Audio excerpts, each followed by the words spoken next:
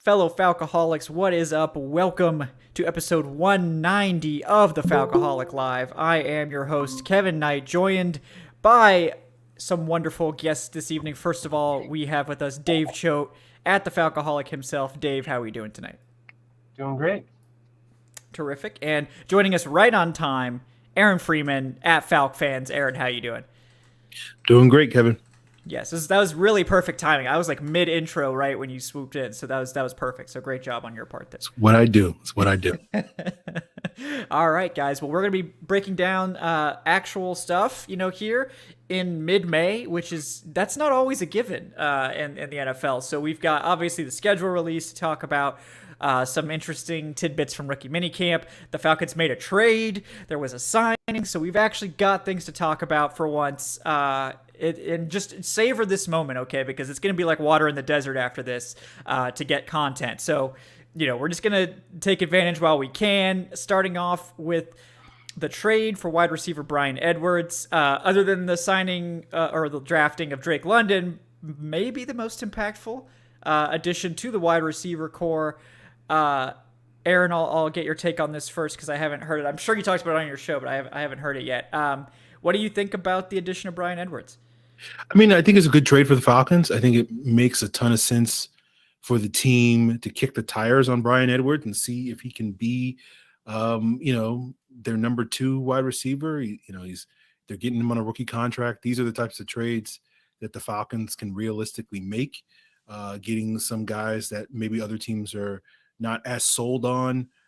You have Bryan Edwards with the Raiders, Josh McDaniels coming in with a different system, maybe wanting guys that maybe a little bit more quicker and separating.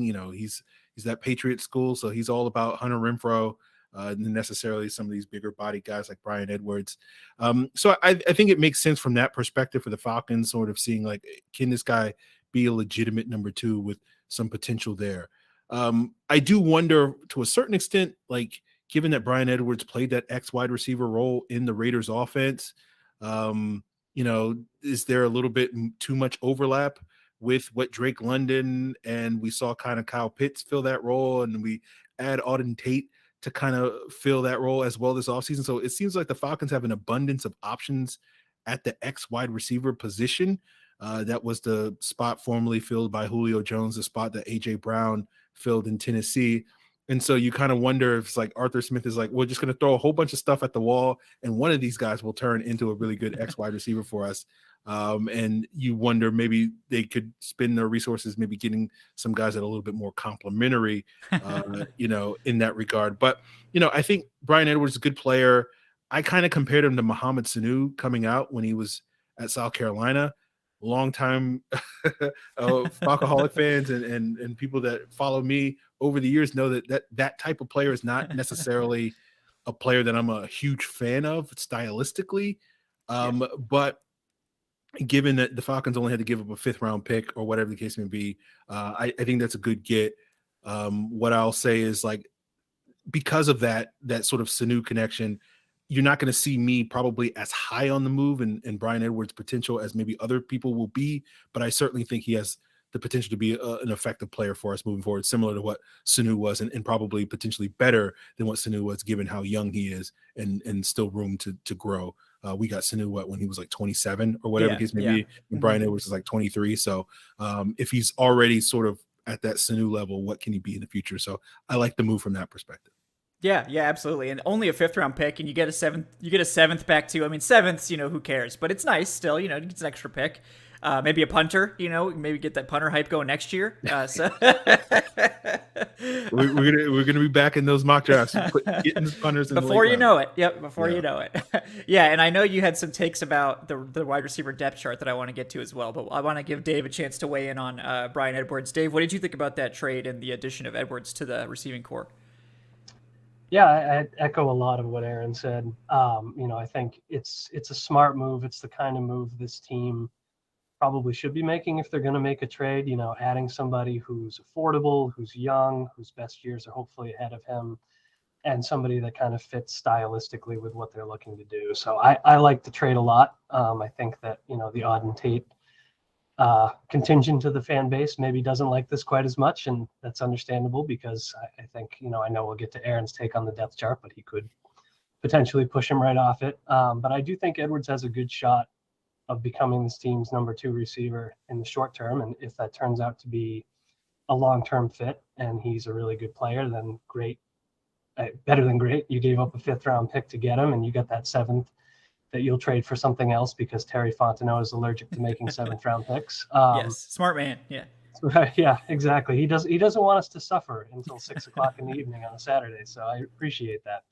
But if he doesn't work out and he's just a decent 4th guy on the depth chart this year, and next year you still only gave up a 5th round pick. So I think it's a smart trade, and I do appreciate, even though there's not a lot of high end options, that this team has put so much time and energy into remaking the receiving core and giving them a fighting chance at having a decent depth chart so that this is a watchable football team this year. So, yeah. Absolutely. Yeah, no, I agree with that. And I like the trade. It's a 5th round pick. And I know people were like, oh, well, Grady Jarrett was a 5th round pick, so we just gave up a chance to draft the next Grady Jarrett. And there's maybe one Grady Jarrett in every 5th round. I would say far less than half of 5th round picks turn into starters. Maybe half turn into rosterable players long term, that sort of thing. But it's a 5th round pick is a crapshoot. And I think Edwards, I think at worst is probably a number 4 wide receiver, and I think he's shown that he can definitely be a number 3. And obviously, you're hoping that maybe he can be more than that. We'll see. I think his last year with the Raiders was promising enough that I really don't understand why they would trade him away for so little, considering they spent a 3rd on him, and he was basically their number 2 receiver. Obviously, their 3rd or 4th target in the passing game because they have Darren Waller too at tight end.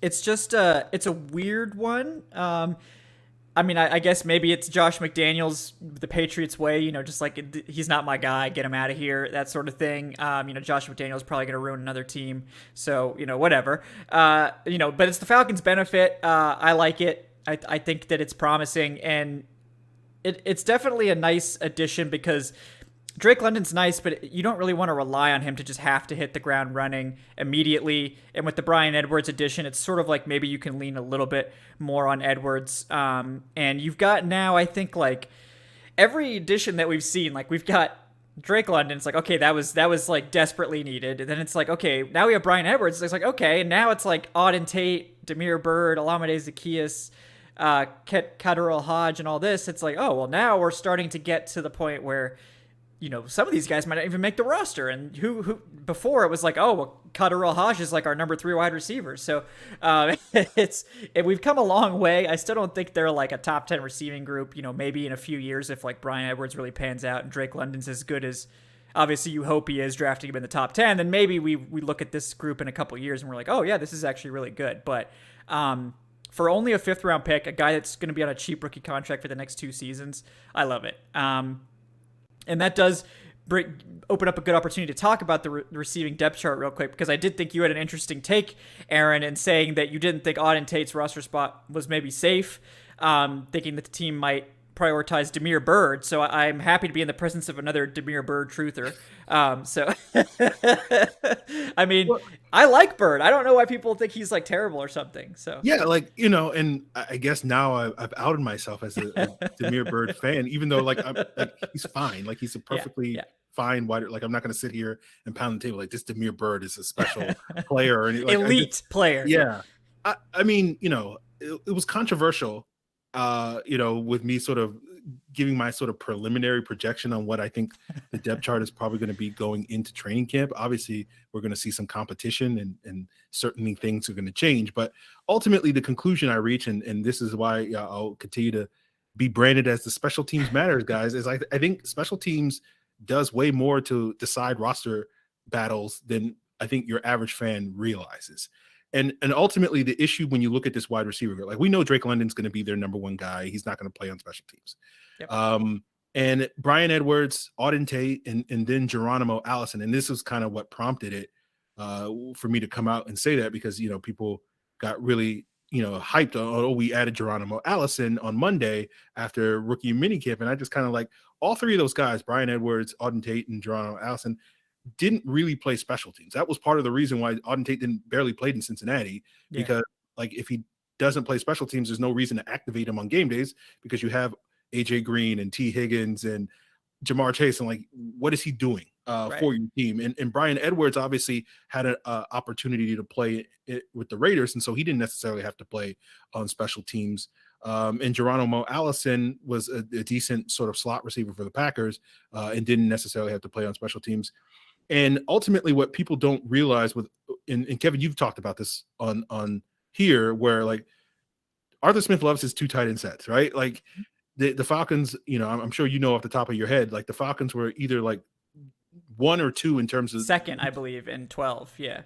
In terms of like how often they use 12 personnel, the 2 tight end sets, and how often they didn't use 11 personnel, which is 3 wide receiver sets.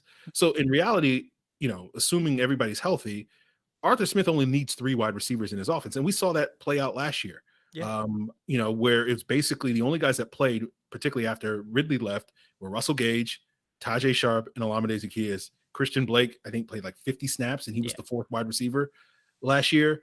And so like figuring out who those 3 guys are going to be, I think we can comfortably say Drake London will be one of them. I think we all kind of think Bryan Edwards will be somewhere in it, whether he's 2 or 3 ultimately doesn't really matter. And then the question is going to be, who's that 3rd guy? And I think, as I kind of talked about before, where it's like, sure, London, a trio of London, Edwards, and Tate all bring a lot of size, but like, I think you've already got Pitts and another tight end. Like, how much size is like necessary? Yeah, like you kind of need somebody that can, the one knocks on all those guys, whether you think it's fair or not, is can they separate, right? Like, and so you kind of need a guy that can do the separation, can do all the sort of quick in and out stuff. And to me, that's going to either be Damiere Byrd or Olamide Zaccheaus. And so the reason why I had Byrd sort of ahead of Zaccheaus in that mix, you could flip a coin and take. I think they're both bringing similar skill sets. But to me, what was notable about Damiere Byrd was that the Falcons guaranteed a portion of his contract, like roughly like $400K of his salary is guaranteed this year. So it doesn't make it impossible to cut him, but it makes it where it doesn't really benefit them to cut him. They guaranteed $0 on Auden Tate's contract. They guaranteed $0 on Kadero Hodges' contract. And so, like, to me, the fact that Damiere Byrd was one of the few, was the only wide receiver that they guaranteed. And frankly, outside of like Jermaine Ifedi and Elijah Wilkinson and obviously like guys like Rashaan Evans, they didn't really do a whole lot guaranteeing money for a lot of guys. And so that to me kind of tells me that the Falcons have a higher opinion of Damiere Byrd than probably your average Falcon fan does. And, we could probably owe that to our GM, Ryan Pace.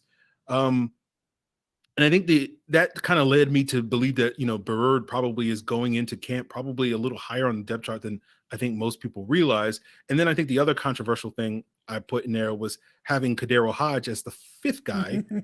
But like, when you understand, like, the 5th guy last year was Frank Darby. And basically as every Falcon fan knows, Frank Darby never saw the field on offense, and all he did was play special teams.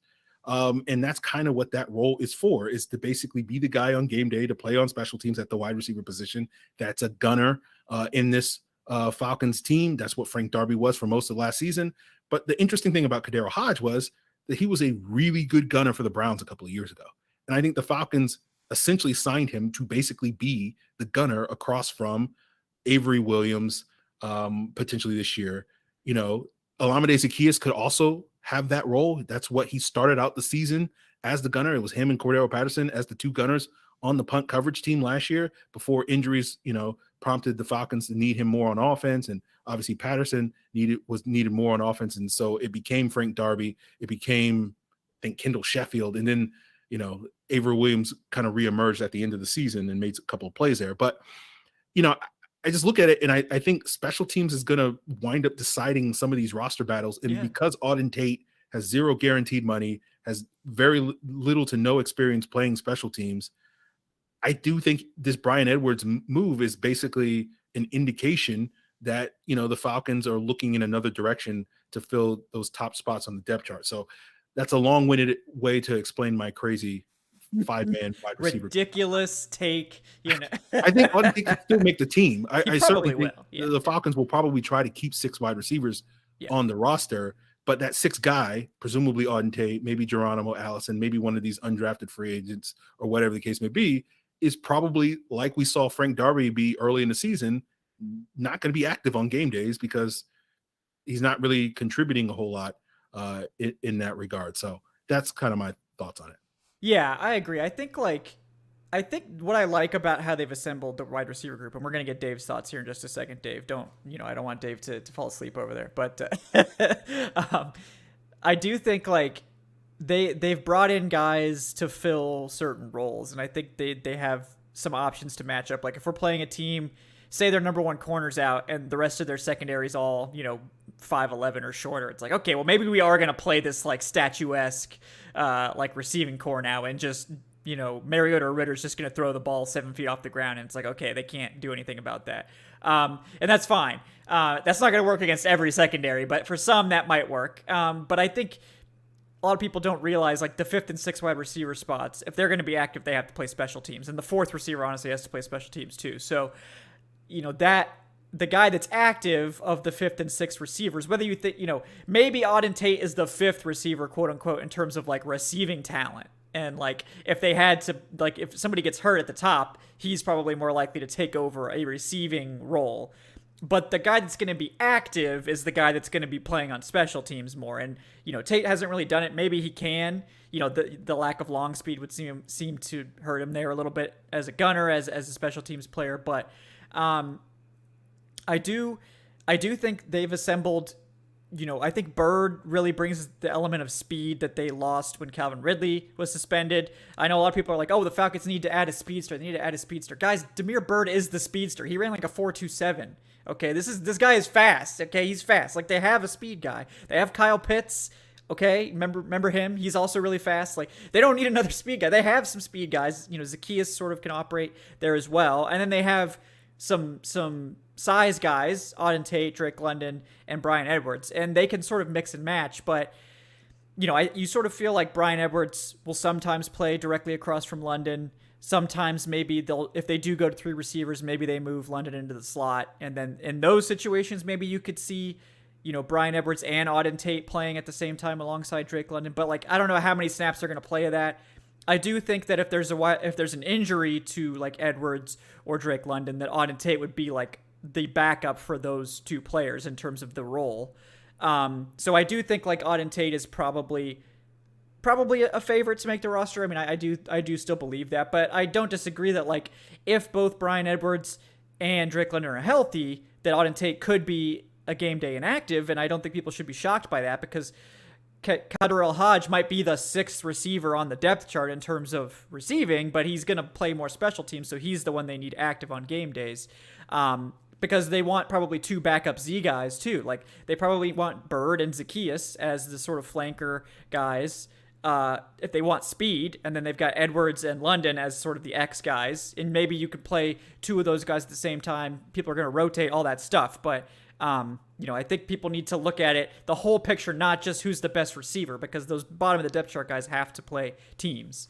And Dave, finally, we will get your thoughts on the wide receiver depth chart. What do you think about that whole situation?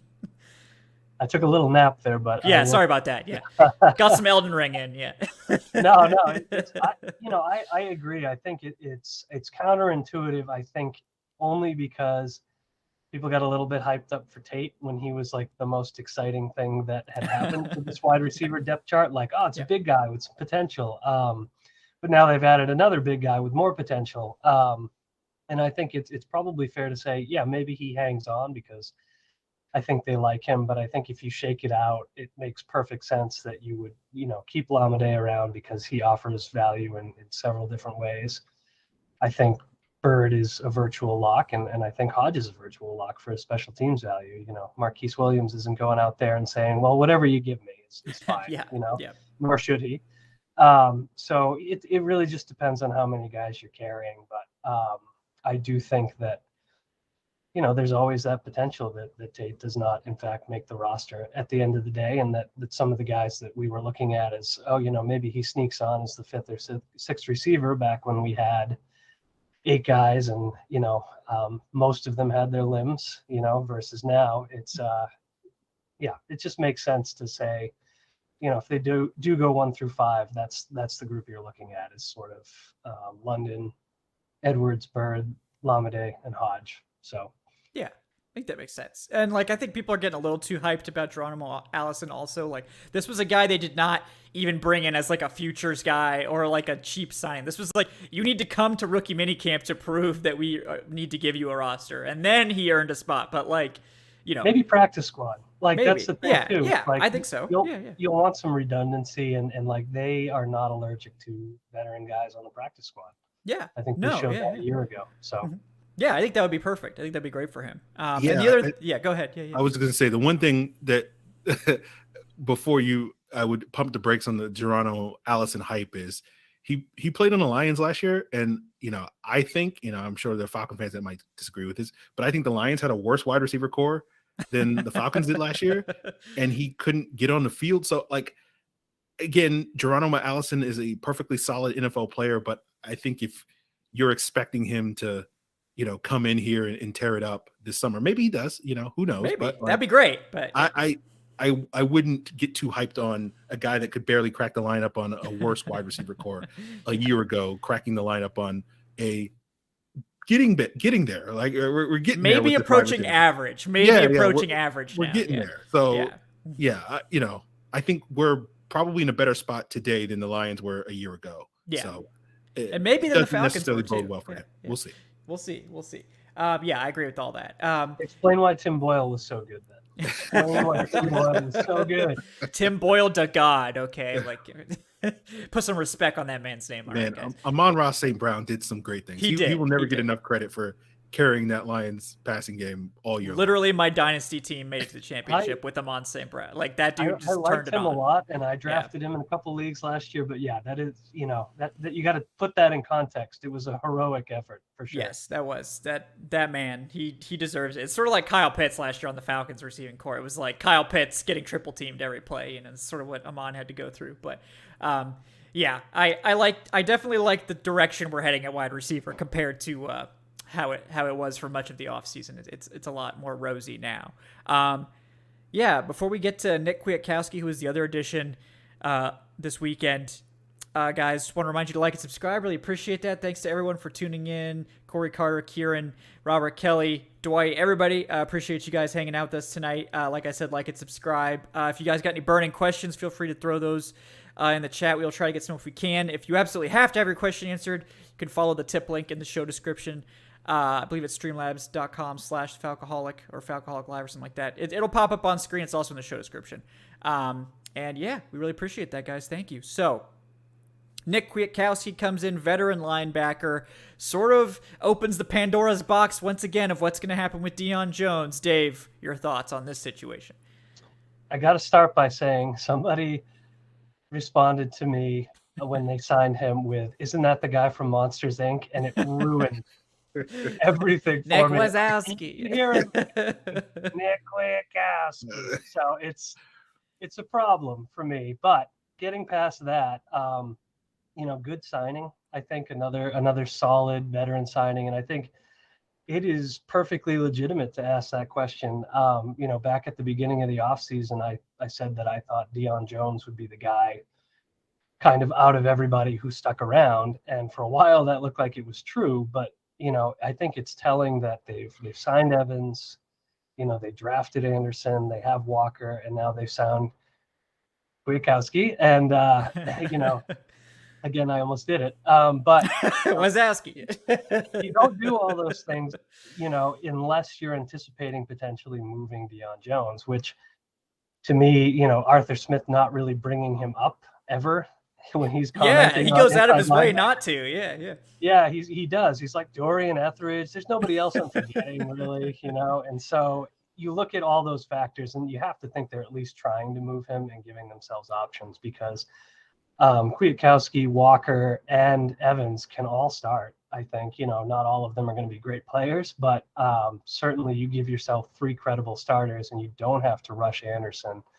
And to me, when you put all the pieces of the puzzle together, it does look like they're trying to move Jones, and we ought to know in a couple of weeks. So Yeah, exactly. It certainly seems that the wind is blowing in a certain direction. We're not going to have to wait too much longer to find out. But I think it's always sort of been they needed to find a dance partner for Dion Jones, but if they did find one, they would basically take anything, I think. But, if they could get like a fifth, I'd be pretty happy. Anything more than that would be great. But it's probably going to be less than that, but we'll see.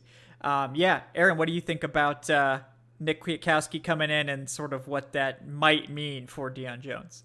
Yeah, I'm a fan of him. I remember when he was coming up in that 2016 draft class with Dion Jones and all those guys. He was certainly on my radar. I think he was certainly on the Falcons' radar at that point in time. Check their sort of athleticism boxes.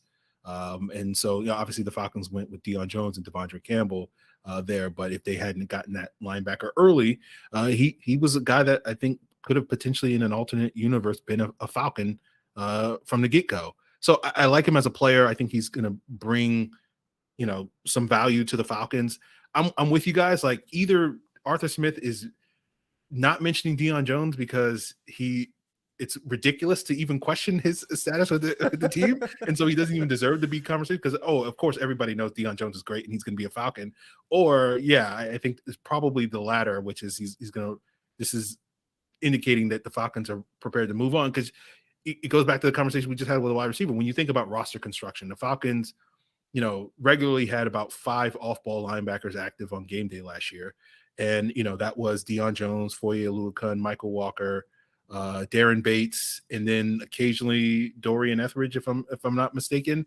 And those last couple of spots are just basically special teams role. And you imagine, Walker's proven himself on special teams. Troy Anderson, you expect him to play a lot of special teams this year. And Kwiatkoski, to his credit, has spent considerable time playing special teams with the Bears and with the Raiders last year. So he can give you valuable contributions there. But if you're looking for a 5th linebacker just to play special teams, like, you feel like between Dorian Etheridge, between Nate Landman, the undrafted free agent, you kind of have those bases covered. So why are you bringing in Kwiatkoski just to be a depth piece? So, as you guys have said, reading between the lines, you're just kind of like, someone's on the way out. One of these top 4 guys, and it's like, I don't think it's going to be Rashaan Evans. I don't think it's going to be Troy Anderson. And I don't see any reason why it would be Michael Walker. So it's like, who's the guy that's left, Yeah. And so you just kind of, it does seem to indicate that Dion Jones is on the way out. I've been skeptical this entire time, or at least, since March 21st, whenever Dion Jones got that roster bonus, that the Falcons would be able to move on from him, because I've been under the impression that the Falcons have been quietly shopping Dion Jones since March of last year, and they haven't gotten any takers on him, and that's why he hasn't been traded. If they would have gotten, takers on him, but you do sort of wonder, and so that kind of makes me a little skeptical still that they're going to ultimately move on from him come June 1st. But, like, at the same time, you're seeing all these context clues that are telling you that somebody's going to get moved on from, or the Falcons are just, Ryan Pace just basically really was able to break into Terry's office and be like, you got to get my guy. Like, I'm quitting tomorrow if you don't get my guy. And, Terry can't do nothing without Ryan Pace calling the shots in free agency. So, he had to acquiesce to get Kwiatkoski. But at the same time, this was something I talked about on Locked On Falcons the other day, which is, like, Kwiatkoski had options. The Raiders, he was going to visit the Raiders. I think he was to visit an undisclosed 3rd team, but the Falcons were the 2nd team he visited, and they offered, they had to offer him something. We don't know. I don't know the details of the contract yet, but I imagine they offered him a path to starting. And I think you only have that path to starting if Dion Jones is on the way out. So again, a lot of smoke here suggesting that a Dion Jones trade is imminent in the next couple of weeks or months. Yeah, I agree with you. I thought they would, if they were going to move Dion, it was probably going to happen, the first week of the year before his roster bonus kicked in. But, it seems like they couldn't make it work. The fact that the Falcons are going to have to absorb that roster bonus maybe makes the trade a little bit easier to swallow for the other team. That was I don't mean to interrupt you, Kevin, but I think they were kind of busy with the whole Deshaun Watson stuff during that week. Maybe something else might have been going on. Yeah, they might have been forgot, like, oh, this roster bonus. We missed that. Oh, dang. Yeah. Well, they were still trying to compete right away. This is a win now team. So, but no, I just it just really seems like the wind is blowing strongly in one direction. And who knows if it will actually materialize. If it doesn't, they're just like, we're going to have the deepest linebacker group in the NFL. It maybe won't be the best, but it'll be the deepest. Like any one of these 5 guys is a starter. And we're just going to stockpile these starting linebackers. But like you said, like Nate Landman, you mentioned, like that's a guy who's probably going to compete for a roster spot too. Not the most athletic guy, but like certainly someone who's rosterable. Dorian Etheridge was a fine 5th linebacker last year. He was really good in the preseason. You know, maybe they think there's still something there. So there just doesn't seem to be much of a reason to sign another linebacker if no one's on the way out. And like you said, they're not moving on from Rashaan Evans, who they literally just signed. They're not moving on from Troy Anderson, who they just drafted in the 2nd round, unless somebody's coming with a great offer for Michael Walker, which, you know, they don't need to wait to make that trade. Like they could just make the trade for Michael Walker if someone was coming in here offering, you know, premium compensation for him. So the only one that makes sense to move on from is Dion Jones. So they save a lot of money. It seems to make sense. We'll see if it actually occurs. You know, there's certainly teams out there that could use a linebacker. I know the Jets have been floated a lot. Some people have mentioned the Cowboys too. But now that the Falcons have to eat that roster bonus, the team trading for Dion it's not going to be as expensive. So that might be the key to getting it done, is that it's, you know, whatever, $3 million cheaper, whatever it was, for the team trading for him now after June 1st. So that seems to be the tea leaves. We'll see if it actually happens. We got a couple more weeks to wait till we find out, but that'd be a lot of money coming the Falcons' way if they're able to get it done. You know, who knows if they'll actually spend it or if they'll just keep it and roll it over to next year, but it is something to consider. Yeah, guys, before we move on any further, Dave, was there anything else you wanted to add there? Sorry. I think we got Dave's take, but yeah. No, go for it. You did. I'd say the only thing I'd add here is I think it's pretty telling at this point. Like, we're learning a little bit about this team's preferences, like the number of Senior Bowl players they're taking tells you should probably pay attention to who's on the Senior Bowl rosters. And I think another thing is, you know, if that Dion Jones trade gets made, I think the fact that Arthur Smith kind of refused to talk about him for 3 months straight is probably a good indicator and something we should watch in the future. If all of a sudden he's not mentioning somebody's name in a position group, we should probably keep an eye on that. Yeah. Next presser, I will have a list of players. Arthur Smith, what about this guy? And then if he doesn't acknowledge him, then we know. Yeah. That's his tell. That's his tell. Yeah. How do you feel about the 7th cornerback on this list? Yeah. No, he's like, no, I'm not cutting that guy. I just don't know who that is. Yeah, ask Terry about that. He's the one that signed that guy. Yeah. Oh, it's actually Ryan Pace. Ask Ryan Pace about it. Yeah. Got to get look, guys. Nick Kwiatkoski hasn't been a Bear for like 2 or 3 seasons. Okay, so he's like a removed Bear. He was with the Raiders the last 2 years. Okay, so you know he's not just another Bear. Of the Bear. Ryan He's Pace got the wants spirit. That's all that matters. It's the soul of the Bear. Yep. He was terrific that last year in Chicago too. Like, I think if you want to sort of look at Kwiatkoski and be like, you know, what is this guy? Like, he can be an above average starting linebacker if it all works out for him. He's been good in coverage. I mean, I like the signing. I think he's someone that absolutely could be a starter, or at least in a starting trio with like Rashaan Evans and Michael Walker, and you know, Troy Anderson's going to factor in too. We'll see how quickly he gets acclimated, but and like Aaron pointed out, he plays special teams too. So really, he's just, no matter where he ends up. But I agree with what Aaron said. Like, he's not coming here over somewhere else if he's got a chance to start somewhere else. And the Falcons, I think, probably were like, yeah, you're going to be one of the starting 2 linebackers more than likely, assuming you show out in camp. You know, come work hard. You know, prove yourself. But you know, you've got a really good chance to be a starting linebacker here. And like the Raiders, he was probably going to be like at best their 3rd guy once again. So. I like the signing. I think it'll be a good one, and I think it probably does portend the end to Dion Jones' tenure in Atlanta. But wanted to make sure before we move on to get to Corey Carter's $62 donation. Corey, thank you so much, man. We really appreciate that. He says, this donation is in the name of my uncle, Greg Stevenson, who will be taken off life support on Friday due to pulmonary fibrosis. He was the nicest guy ever and a great athlete, especially when it came to pool, golf, and baseball. Love and miss you, Corey.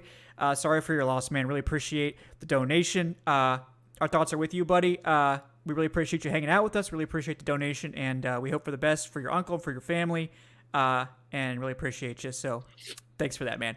Yeah, moving on to the next topic. We will get to some rookie minicamp takes. Obviously, there's not a ton there. I don't live in Atlanta, so I wasn't there. We've been sort of, reading the tea leaves there. The big takeaway seems to be that Desmond Ridder looked good, which it's been a while since we've had a rookie quarterback in Atlanta, impressing in any capacity. Felipe Franks, maybe wasn't the most impressive training camp quarterback. So Drake London looked good too, as you expect for a first rounder. But Aaron, anything interesting that you saw or heard from minicamp? Because I don't believe you were there either. But anything interesting that you picked up from the reporting on minicamp this last weekend? Yeah, I wasn't there. I had made little to no effort to be there.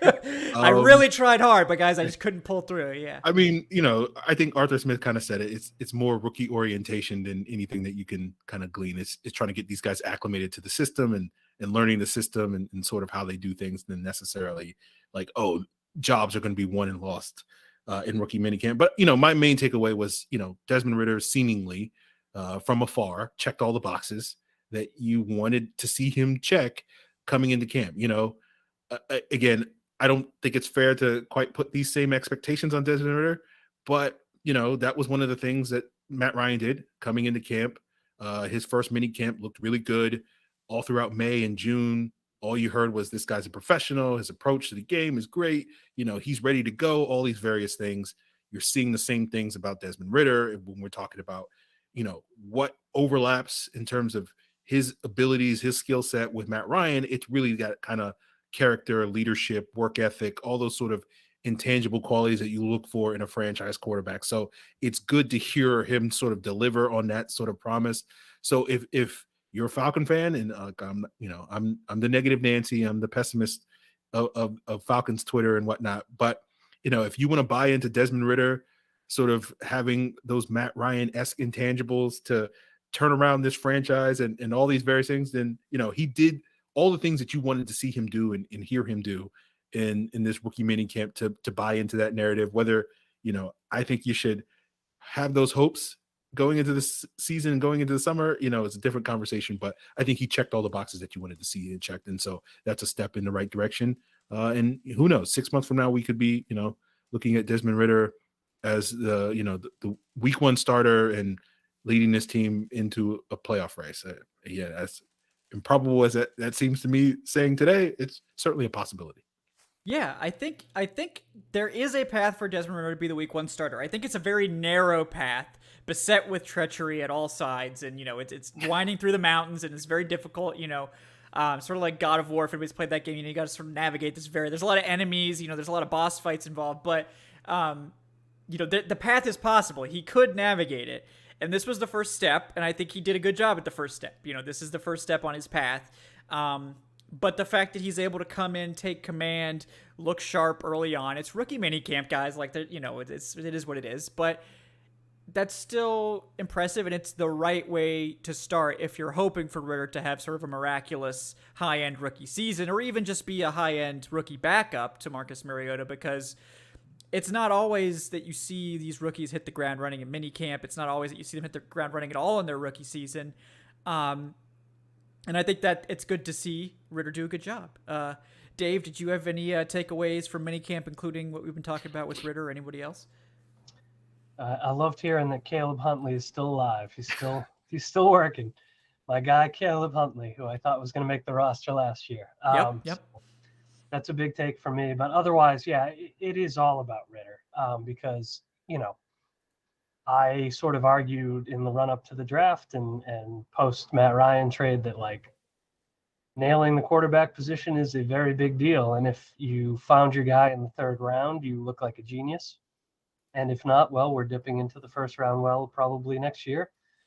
And if not, somebody might be out of a job in 2024. So it's kind of a big deal if Ridder is a hit. And so just seeing that he's coming in with confidence and looking good early, as meaningless as it might be, is good news. So that's my takeaway. Yeah, I agree. And it's like, I I want Ritter to be good. I was sort of pounding the Ritter drum all off season. I was also pounding the Malik Willis drum. So I had my bases covered in terms of quarterbacks they might have drafted. But, look, I acknowledge that I was pounding the drum for those two. So I was like, look, Bailey 50-50 Zappi. chance. Ooh. Yeah, I wasn't really pounding the Bailey Zappi drum. So I would have missed if that were the case. But, I wasn't really pounding the Sam Howell or Matt Corral drum. It seems like the Panthers fans have really taken off on the Matt Corral hype train, like absurdly far. They're like, no, we shouldn't even consider Bryce Young next year because Matt Corral's a better prospect. So, shout out to Panthers fans for it's been so long since I've seen a good quarterback. It's like water in the desert. It's like, oh, Matt Corral, he's the first guy we've seen that has any sort of promise in forever. So, let's just he's definitely the next franchise guy. But all that notwithstanding, I do like what we've seen from Desmond Ridder so far. I think he's the type of guy that probably has a better chance than a lot of rookies to hit the ground running because he did play in a pro-style offense. He's used to running through those progressions. He's someone that's known for his work ethic. He's spent a lot of time with Jordan Palmer, the quarterback guru, I think each of the last 3 off seasons, sort of getting his feet wet with NFL stuff. So I think his rookie season could potentially be better. The thing with Ridder is he just needs to clean up his accuracy. He needs to get acclimated to the system. He needs to get on the same page with these Falcons receivers, and it's sort of on him and the coaching staff to see how quickly that can happen. We really don't know how quickly that'll be. I really doubt it'll be week 1. I mean, I think that's pretty tough to ask. Like, it's not like he's beating at a total schmo. Like, it's Mariota's not a bad quarterback. He's very experienced. He's played in this offense before. Mariota's a fine quarterback. His sort of issue is that he's just not been able to stay healthy and hasn't necessarily had the ceiling that you would want from a guy who was picked number 2 overall, obviously. But it's not a pushover. This isn't like they brought in a patsy for Ridder to just beat up on in training camp. But I think Ridder has a very good mindset for it, a very aggressive, like, I'm going to be the starting quarterback. And honestly, like, the NFL is brutal. You have to have that mindset if you want to have a chance. Like, you have to go into it like, I'm the best quarterback that ever played the game. I'm the best there is. I'm going to beat a veteran. I don't care. Like, you probably still won't, and you're probably none of those things. But if you don't believe it, then there's absolutely no chance you ever could do it. So, like, if you don't believe in yourself, like, it's never going to happen. So I applaud Ridder's tenacity there, and he's used to having to play in difficult situations. He did redshirt his first year at Cincinnati, but he took over immediately after that. And I think he was like the AAC Rookie of the Year. And then he, was the Conference Player of the Year the next 2 years. So this is a guy that is capable of quickly assuming that leadership role. But, pump the brakes a little bit is all I'm saying. Like, let's not base it on rookie minicamp. If he's like in the preseason out playing Marcus Mariota and getting reps with the ones, then I think it's like, okay, we need to really discuss if this guy's going to be the week 1 starter. But we can still discuss it. I'm just saying, let's just relax. Like, it's rookie minicamp. That's all. So, well, we're not thankfully Panthers fans about this, but the other thing here is that I'm getting a lot of questions like, who's to say that Mariota can't be a long-term high-end starter? And I'm like, guys, come on, man. We can't do this. Yeah. Like, I mean, it's one of those things. It's one of those things. Like, if it happens, just let it happen and enjoy being so shocked by it. Like Cordero Patterson last year. Like, enjoy the surprise. Enjoy being happy that something went really well. Don't just like speak it into existence like, oh yeah, Mariota's going to be the next franchise quarterback in Atlanta. Like, no, that's not reasonable to say. Like, maybe it will happen. I hope it does. Like, that would be great. He's not like an old quarterback or anything. If he does happen to just take off and have a career renaissance and all this, like, the Falcons could easily have him for a decade. So it's like that could be great. But the most likely scenario is Mariota's fine, but he's not someone you're going to want to tie yourself to long term. And we'll just have to see what happens with Ridder. But other than that, other takeaways, I think that, Drake London was impressive, obviously. I did like to hear the Caleb Huntley hype because I think, I still don't know if he's got a clear path to the roster. He's going to have to beat Quadri Olison, who he didn't beat last year. But he certainly seems to be that sort of fit and maybe another favorite for the practice squad because they didn't really bring in anybody else. Like, it's basically Patterson, Damian Williams, Tyler Algier, Quadri Olison, and Caleb Huntley. And, like, that's pretty much it. Like, they didn't really bring in any other competition. So it's like Caleb Huntley's just walking into a practice squad spot if they go with 4 running backs again. So, we'll see. We'll see there. But, it was rookie minicamp. It's exciting to see these guys on the field. It's nice to have some more pictures in the editor, to draw from. I appreciate that. So that's an underrated aspect of these on-field activities. You can only put the Falcons helmet in there so many times in a row. Exactly. Yeah. So it just that helps a lot. Get actual pictures of some of these guys in Falcons colors of some sort. So appreciate that for sure. Yeah, guys. Anything else on rookie minicamp before we change gears here? Nothing here. All right, we're good to go. All right, well, again, guys, appreciate everyone for tuning in tonight. Like I said, like and subscribe. If you have any burning questions, you can donate at the link there at streamlabs.com/Falcoholic. Also, check out our Patreon page, patreon.com/Falcoholic Live. If you're interested in supporting the show, getting access to some exclusive perks, including ad-free, high-quality versions of all the audio recordings of this and the podcast. So if you hate ads, that's a great way to get around those ads. So, appreciate everyone, all of you 24, 25 people now, I believe it is, on Patreon. We really appreciate you guys. And we'll have Q&A info coming out soon. There's going to be another Q&A session here imminently. So keep an eye out for that, guys. Yeah, let's move on to some schedule release talk. That's what everyone showed up for tonight, right? Is to talk about this Falcons schedule where they're definitely going to win a lot of games. Am I right? Am I right, everyone? Yeah, I mean, it's a brutal schedule. It's really tough. Let's be honest here. I mean, we knew the teams they were playing were tough. I do think there's to start the season, it's pretty rough. I think like the first, what is it? Like 6 games they have to play Rams, Bucks, 49ers, and Bengals. And it's just like, oof. Like, you're going to have a really tough time winning any of those games for sure. They do open against the Saints, which I think is pretty fun. That's always a fun game. I don't know that. I do think the Falcons have a good chance of beating the Saints. I don't know if it'll be week 1 though, because again, this is a new quarterback coming in and like a new, it's this team might take some time to really get itself together on offense with the new quarterbacks coming in. So maybe I think it's more likely to be that they might lose that week 1 matchup and then upset the Saints at home, which I think, let's be honest, that's always fun to go into their house like late in the season and just upset them and screw up their playoff hopes. So that can be fun too. Obviously, I wouldn't be opposed to the sweep either, so we should leave the door open on that. But I think late in the season, it opens up a little bit. The Cardinals, I know a lot of people are afraid of them, but they always suck and late in the season. Like, they completely fall off a cliff after midseason. So that one might be a game that's easier than some people expect. But yeah, what were some anything interesting on the schedule? Dave, I'll go to you first. Any interesting stretches, any games that you're looking forward to on this schedule? Just starting the season with the Saints is terrifying, but great. Just winning that game.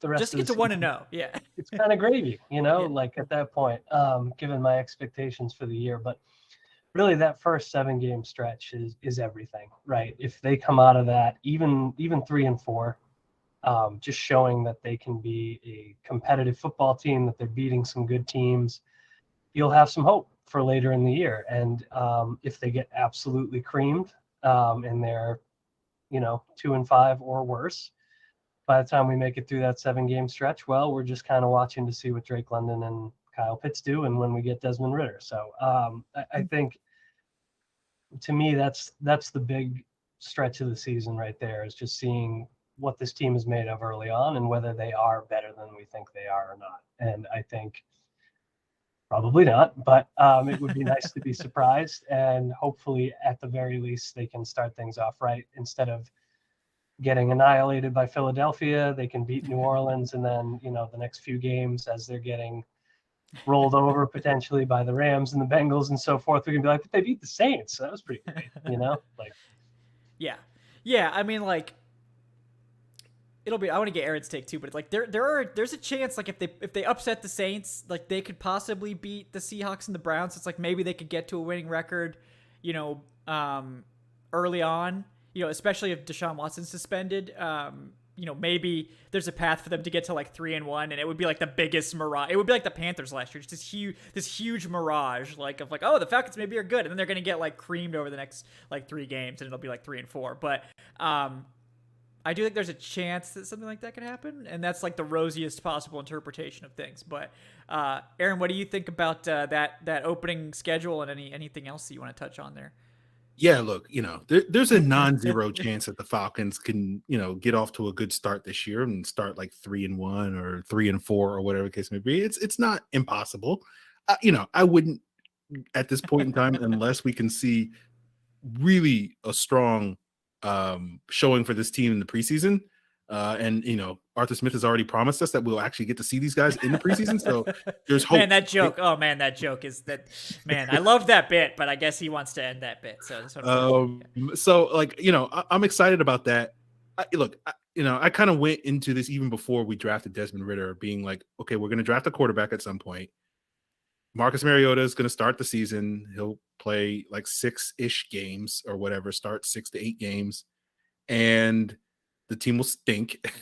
and then they'll turn the keys to that young quarterback, and we'll have an opportunity to see what he can do. Hopefully, once he's get acclimated to the season. And I think the schedule maker is basically, I don't know, we're like reading my mind, and I think they constructed basically the perfect schedule for that to happen, with that tough 7-game stretch. And then you get kind of relatively soft opponents starting in week 8 with Carolina. The Chargers not going to be soft or anything like that, but Chargers going to Chargers, so you never know. Yeah, they could blow it. Then you get the Panthers on Thursday night, you get the Bears, you get Washington, you get Pittsburgh.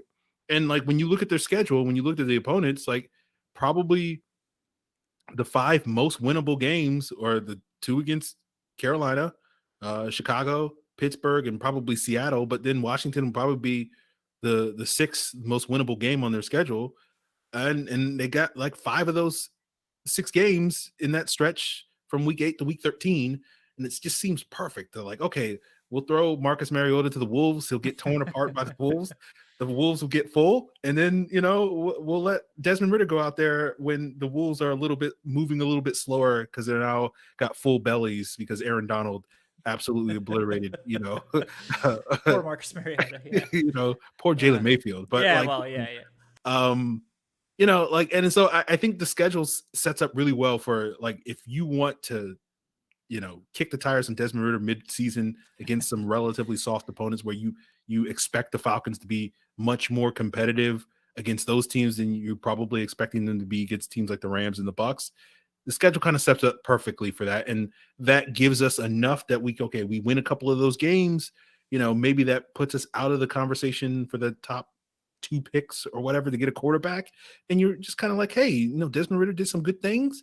We'll settle for Will Anderson or Jalen Carter with a top 5, top 6 pick or whatever the case may be. And we'll just keep this thing moving along. And so I like the schedule from that perspective. Again, that's not the rosiest perspective on the future of the Falcons. Hey, they're gonna be bad this year. But like I think there's a positive outcome potentially to that. And so that's what stood out to me with the schedule.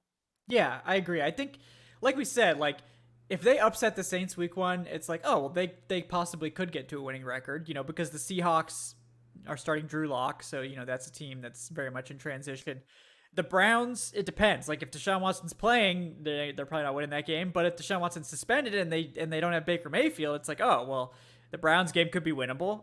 It's Jacoby Brissett, and last time Brissett's not bad. Yeah, Brissett's not bad. So. And really, the issue with the Browns is it doesn't really matter who the quarterback is. You got to stop Nick Chubb. Yeah, exactly. Right? It's the run game. So, and that defense is still good. So yeah. Yeah, and we saw the last 2 games the Falcons played last year. They gave up 200 rushing yards to the Bills and the Saints. So that's really the issue that they're going to have to solve against the Browns. Necessarily know who the quarterback is going to be. Yeah, that's a good point. So it.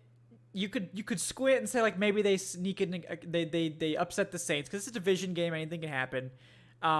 They beat the Seahawks and they sneak in a win against the Browns, and then it's like, they're probably not beating the Bucks on the road. They're probably not beating the 49ers. They're definitely not beating the Bengals on the road.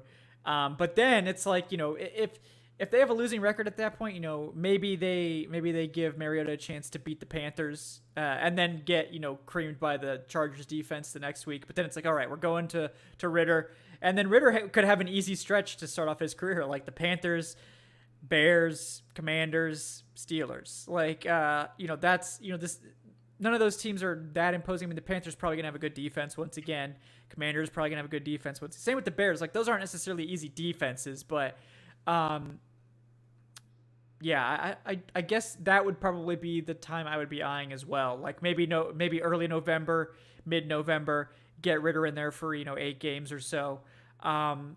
Because I think they have to at some point. Like if Ritter doesn't start at all this year, Mariota better be a Pro Bowler, and this team is competing for the playoffs if Ritter's not starting any games. And I just, as fun as that would be, and completely unpredictable off the wall. I mean, it would basically be like a Bengals turnaround, which despite it happening last year, does not happen very often, folks. That you go from worst to like second in the entire NFL. So that doesn't happen very often. But I mean, I think there's a chance that we could get Ritter, halfway through the season. I know some people are like, oh, he's probably not going to start until like week 10 or later, but we'll see. And Mariota's thing again has been health, and the Falcons really didn't do much to fix this offensive line. So you sort of wonder if they're just sending him out there to get pummeled behind Jalen Mayfield. So especially that Rams game, like if Mariota makes it through that Rams game, prayers up, man. That's gonna be rough. So, oof. But it'll be interesting. I think that after they get, I don't know. I don't really see them like having a winning record or much of a chance at a winning record. But like, I'm sort of, if you're hopeful, I think you're hoping for like a sort of Lions-esque season with maybe a couple more wins mixed in, where they're sort of scrappy. This team is a more balanced offense. The defense takes a step forward to being like maybe closer to average. The offense is also, fairly average, and they're playing a lot of good teams. So they're not, an average team isn't beating any of these really good teams, but they're scrappy. They play some close games. They're watchable. The offense is a little scrappy. The defense is scrappy. It's watchable. They don't win a ton of games. Maybe, I think maybe 6 wins is sort of the ceiling, maybe 7 if you're like really rosy with it. And, I think the over under is like 5 wins. So it actually went down after the schedule came out from 5.5. So it's, I certainly hope that they play well. I don't know if it'll I think they could have a better team than last year and have fewer wins with the schedule. Which is what I think honestly will happen. Like I think the defense will be better. I just don't think it'll be good. I think the offense will be better. I don't think it'll be, I don't know if the offense will be better. That's probably rich. I think the rushing attack will be better. I don't know that the passing attack will be better. Maybe about the same, but I think that they'll be a better overall team, but probably win fewer games, if that makes any sense. But before we get out of here, obviously I got to get your guys way too early. Let's piss everyone off. Win-loss predictions. So Aaron, I'll go to you first. What, first glance, obviously haven't had training camp, preseason, anything. First glance, what are you thinking in terms of a really, really way too early win-loss prediction? Yeah, I'm looking at it like last year they were very competitive in games against teams with bad quarterbacks, right? Yes. Tim Boyle, Truthers unite and whatnot. That's a good quarterback, yeah. But like I think, I'm not sure, and it gets back to kind of what you're saying, Kevin. Like my hope is that we see them more competitive against some of these better teams, but I just honestly don't really expect them to beat the teams that have competent to good quarterback play. My expectations for this team, I think they'll be better on red zone defense. I think they'll be better in terms of generating explosive plays. I don't know if they're going to be like so much better that it's going to completely change how this team plays and how they match up with some of these teams. As I said before, like when you're facing teams like the Browns, like you got to stop the run. If you can't stop the run, it's the same thing with the Saints, the same thing with the Cardinals.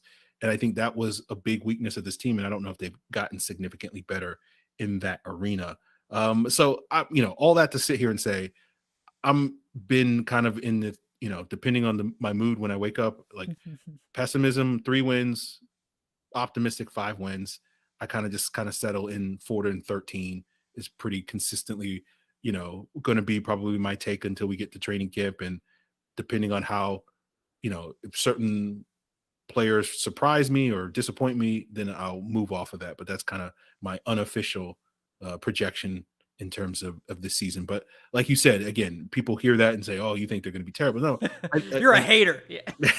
I just think like this season is not about this team beating good teams. It's about closing the gap. Like, last year, losing by 25 points to the Patriots, 40 points to the Cowboys. Like, when we faced, those caliber teams this year, is it going to be more like that Buffalo game where we were competitive and, didn't we have a lead in the third quarter at a certain point?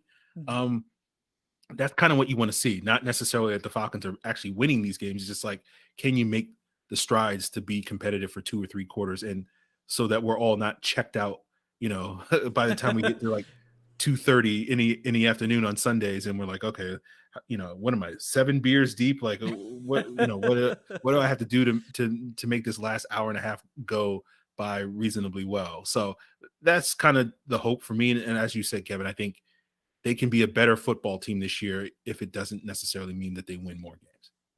Yeah, and I think that's a very reasonable take on that as well. Dave, where are you landing right now with your way too early win-loss projection? 15-2. Hell yeah! Let's go for it. I'm probably around like 6-11. I think that, to echo what you guys said, I think this is going to be a better football team this year overall. I think we're still going to see some discouraging things because I think they are going to match up poorly against some very good teams, and they're certainly going to lose. I expect quite a few games, but I think that the arrow is pointed in the right direction. I think there's, especially if Ritter ends up working out, right?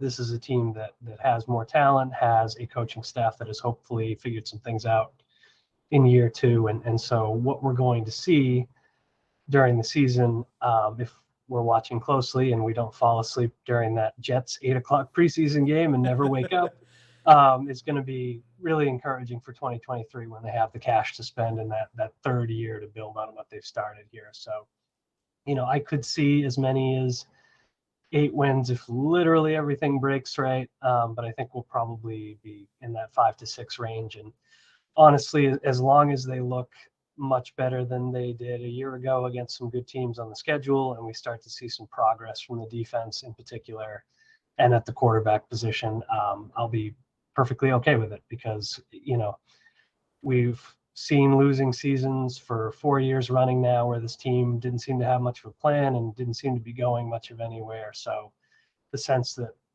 there's some kind of momentum and this might be an indicator of more positive things to come is a big deal for me. So Yeah, I agree. I mean, I think I have the same prediction right now of 6-11. I'll have to see what happens in training camp, how they look in the preseason. And that would be the over based on the Vegas win total. I just think that what we saw last year with Arthur Smith, I think it's probably going to continue. Like, he's probably going to win more games than expected just because he seems to this team is just going to play tough games especially against the less talented teams on their schedule. Like, they're going to beat bad teams probably. It doesn't mean they're a good team, but they're probably going to beat the bad teams. They did that really well last year. And I think that they might be better equipped to do that. I think that they're probably also going to struggle against the good teams, especially the really good teams. They just don't have the firepower. They don't have the infrastructure in place to keep pace with these really good teams like the Rams, like the Bucks, like the Bengals. Like, they don't have the offensive firepower to outpace those defenses, and they don't really have the defense to put the clamps on really good offensive lines. We'll see if the Bengals turns into that this year. The Bucks probably will be again. They obviously have to replace some pieces there, but I think again, I think it'll be a better team. I don't know that will translate into more wins. I think they're probably going to lose more games. But if you're hoping for a better draft pick, that would work out great. Like, if it was a Lions season where they were sort of actually like the most fun 3-win team you've ever seen. They were scrappy in all these games. They're playing close. They just can't seem to win a lot, but they're fun and they end up with like the number 2 pick or something. Like, that would be an okay outcome if they were to lose 3 games. I just don't want this to be like they win 3 games and then they're just awful all season. Like, I really don't want that. Like, even if it means we get the number 1 pick, I don't want to be this awful team. Like, it's not worth it, guys. Trust me. I have to cover them, okay? I'm not willing to make that trade. Maybe some of you are. You can just tune out on Sunday. I cannot do that. So, I think that there are encouraging signs. I think that we will be feeling good about this team going into 2023. But I don't think that's going to necessarily translate into like a playoff run or anything like that. But honestly, like winning 6 games would be outperforming expectations. So the expectations, you don't have to get very far this year to outperform expectations based on that stuff. So, yeah, well, anything else you guys want to touch on before we wrap it up? I think we've covered the basics here, but any other final games you want to touch on? Any other final takes before we sign off tonight? No, just I would say, for the folks who are, all in on this team being way better this year, winning double-digit games, like, first of all, kudos. Awesome. Yes, I wish I could still do it. I can't still do it. I know. Exactly. We've gone, like, I feel like I've flipped. Like, for years, people were like, you're way too optimistic, and now it's the other way around. But, like, if this thing goes south win-wise, like, I think it's just so important to keep an eye on that progress and see where this team ends up, because, like, that's what's going to make it worth watching this year. Even if they do surprise and win a bunch of games, like, they have a hard ceiling this year, I think, with their talent level. But that might not be the case as soon as next year. So, like, let's enjoy the ride and hope for good things. Yeah. Yeah. If you're thinking that they're making like a winning record, it's probably because either Mariota or Ritter hits the ground running and is like this revelation at quarterback. That's the only path I can see, is that, Ritter, it'd probably more likely to be Ritter. Like, Ritter just has like he's just hits the ground running. He's a good rookie. He's a good rookie quarterback. He's like everything you ever wanted to see. Sort of a Russell Wilson versus Mike Flynn situation where he just sort of like quickly surpasses him and is just all gravy from there. But as fun as that would be for me, who is very much Team Ritter, I don't think that's very likely to happen, but I will leave the door open for that as a possibility. So yeah, Aaron, anything else you want to add before we sign off? Yeah, like I'll kind of piggyback on that point you just made. Like, to me, their path to way outperforming my expectations, and I think a lot of people's expectations, is they get good quarterback play, whether you think that's Mariota or Ritter based, and Kyle Pitts and Drake London are just great. And Bryan Edwards is much better than, Mohamed Sanu-esque, as I put earlier in this episode. And they're just basically a team, and Cordero Patterson does his thing, and Tyler Algier is, James Robinson 2.0 or Najee Harris 2.0 or something like that. Again, I think all those outcomes are possible. I don't think they're likely, especially once you need to get all of those things to happen in order for this team to really be cooking. Because, like, yeah, it's just going to be tough for them, given their inability to probably keep pace with some of these higher powered offenses that they're going to face this year. But I think that is the path, right? Where all these new faces on offense just come in and hit the ground running. And, Arthur Smith and his play calling and all these various things are just so much better going into this year than they were last year. And that's your path to this team being more than just a scrappy, team with a losing record. That's a team that legitimately, when we get into December, is a team in the playoff chase. So it's possible. Again, as I always say, set your expectations low and let the Falcons exceed those expectations, because we've all been there when we've had high expectations for the Falcons and been disappointed.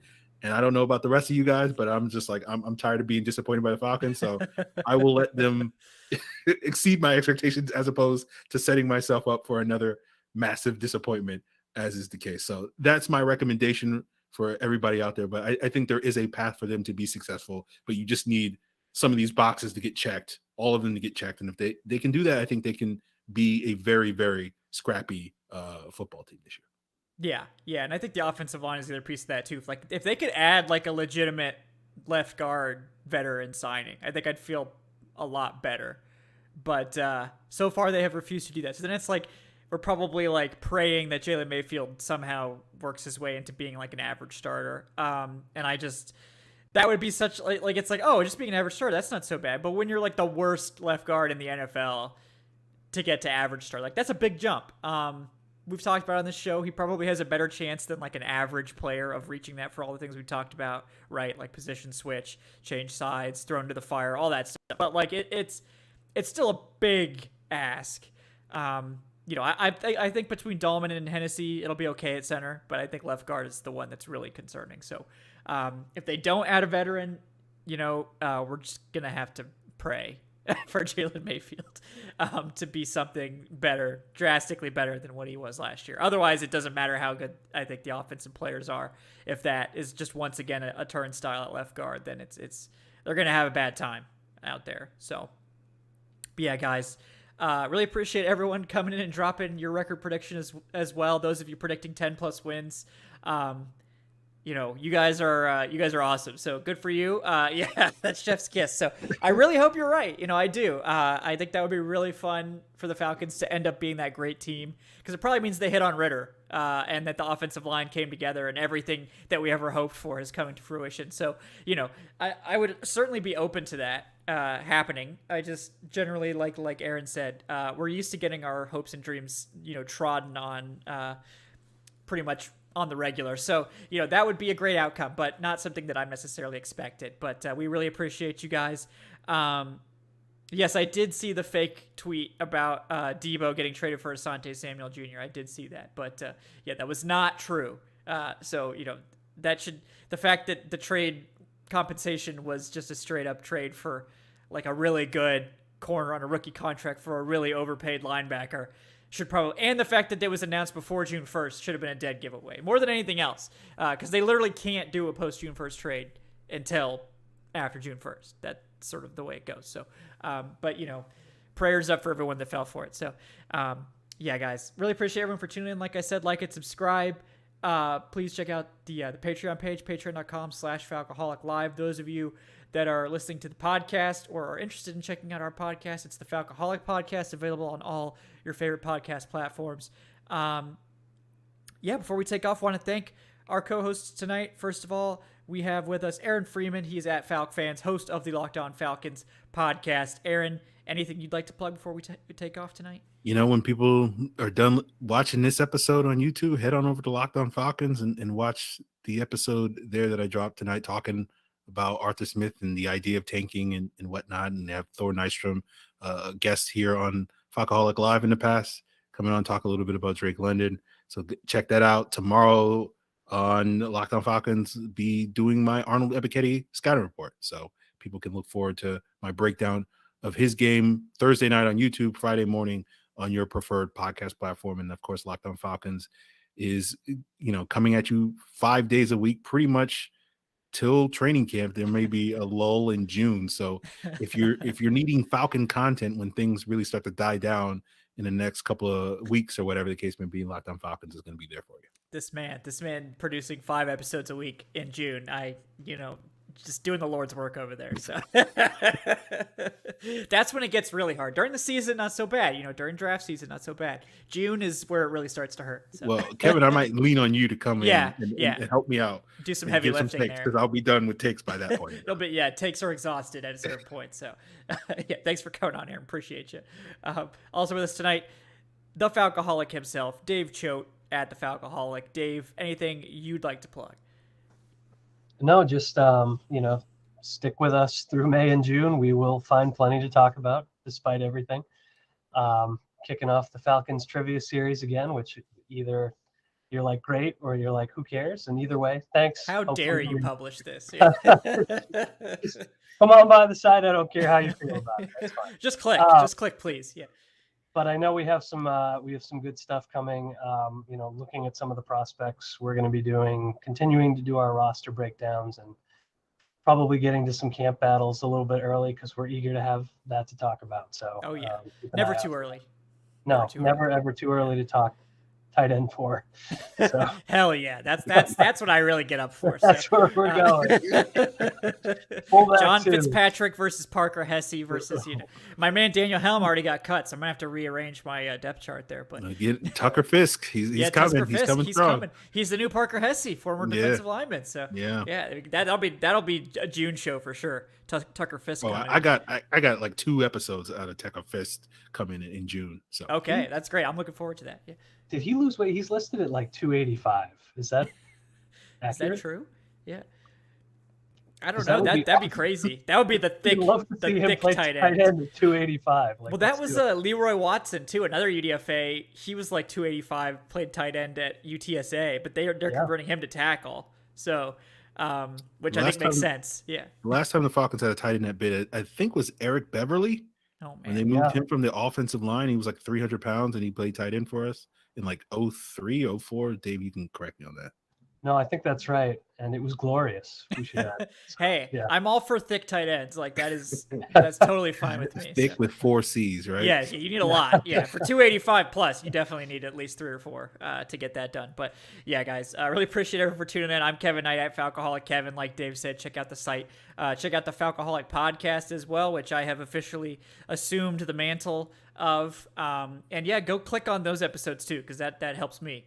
So even if you don't have to listen to the whole thing, just listen to the first 2 minutes, that helps. So, go click on all your favorite podcast platforms. And it should be that the stuff that I put on the feed, I'm going to try to make videos at the same time, because it turns out, when I record it, I can just press record on OBS too, like what I'm sure Aaron's doing for his show, and you get 2 pieces of content out of it. So if you prefer video, it'll be up here on the YouTube, and if you prefer audio, it'll be on the podcast platforms. You can go back and forth. You can watch both, whatever you want. Maybe you want to hear it twice. Hey, it's all good. I don't judge.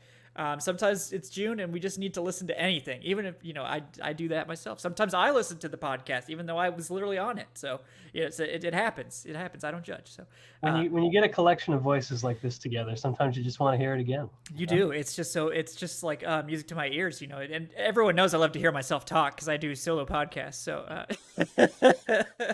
that's the surest sign. So I know all about that life, Kevin. Oh yeah. Aaron knows for sure. But yeah, guys, really appreciate everyone for hanging out with us tonight. Thank you guys. We will be back next Wednesday for the next episode of Falcoholic Live. Probably lighter on the news, I would assume. I'm leaving the door open for other moves, certainly, but probably lighter on the news. But yeah, we'll have some OTAs to talk about soon, so that'll be at least moderately interesting. I'm just kidding, guys. It'll be so interesting. You have to come back next Wednesday to make sure to hear those riveting OTA takes. But yeah, guys, thank you so much. We will be back, like I said, next Wednesday at 8 p.m. Thanks to Dave and for Aaron. Tonight, we will see you guys next time on the Falcoholic Live. Have a great night.